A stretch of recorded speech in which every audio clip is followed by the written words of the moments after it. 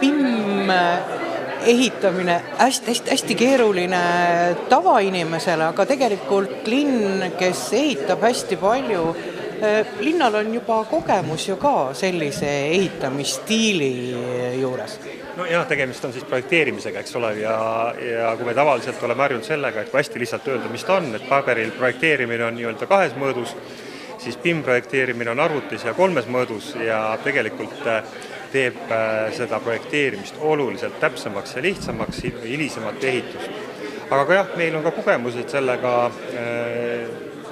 Kultuurikeskus Kaja on selline objekt, mida selles tehnoloogias projekteeritakse ja on ka juba tänavaprojekte, mis siis selles tehnoloogias projekteeritakse.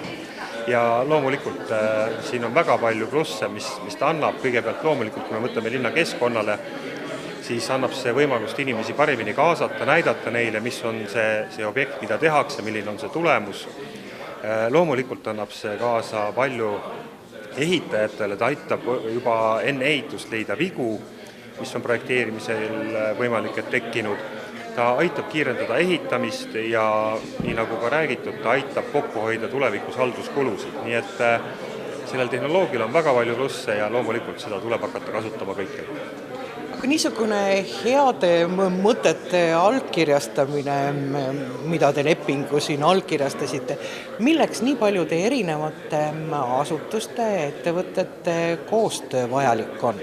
No, tegelikult on see deklaratsioon selle kohta, et me ühiselt töötame selles suunas, et meil tulevikus kõik projektid oleksid sellised, et me ühiselt annaks tõuke sellele, et me liiguksimegi ainult niimoodi edasi, sest tõesti, kui me tahame, et meie töö efektiivsus riigis tervikuna kasvaks, siis loomulikult peab ka avalik sektor siin kaasa aitama. Milleks seda heade kavatsuste protokolli oli vaja alla kirjutada ja tegelikult mõte on ju PIM projekteerimine, ehitamine? Just.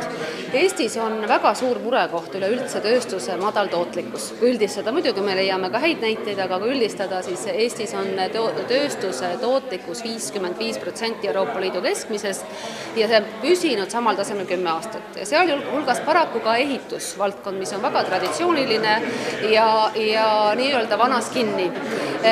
Aga selleks ei piisa, et edasi liikuda, et me teeme vana asju lihtsalt kiiremini, et palume meestel kiiremini labidatega kaevata, et sellest ei piisa tänapäeval, me peame tegema asju teisiti, uutmoodi.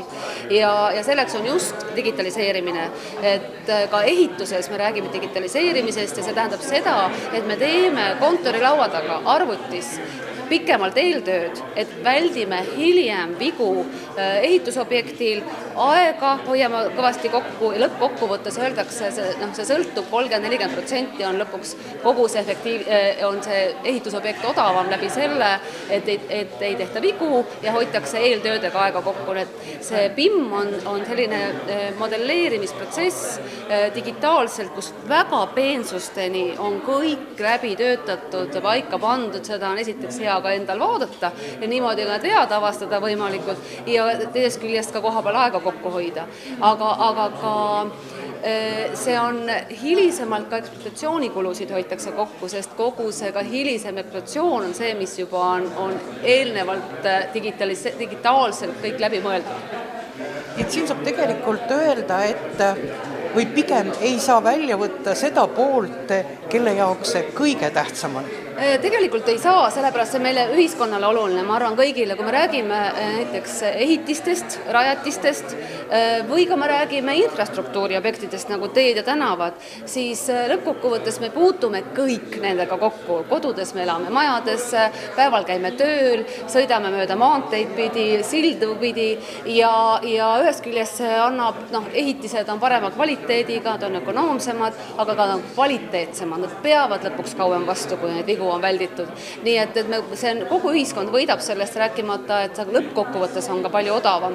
Et kui üldiselt me ütleme, et Eesti on selline tubli e-riik, meil on palju häid e-teenuseid, mida riik on arendanud, siis erasektori poole pealt paraku on mahajäämist riik läheb nii-öelda eest ära ja seetõttu ma näengi, et Eesti peaks ka eest vedama riigina, ka aitama erasektori järgi tulla ja sealhulgas ehituses, sest et siin me oleme võrreldes heade naabritega põhja pool, Suurbritanniaga rääkimata võrreldes tublisti maha jäänud.